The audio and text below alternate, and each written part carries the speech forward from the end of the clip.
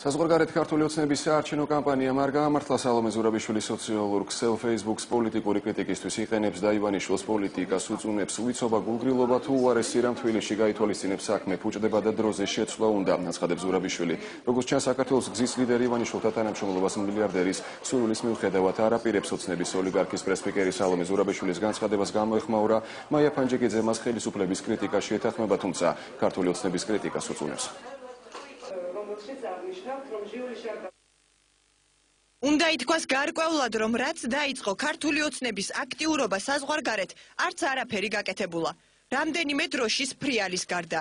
თბილისიდან ამ საქმის მმართველი ყოფილა კოტე სურგულაძე. მისი ამორჩეულიც ყოფილან ის წარმომადგენლები, ვინც მეტწილად არავის იცნობენ და ვისაც საკუთრივ არ იცნობს ემიგრაცია.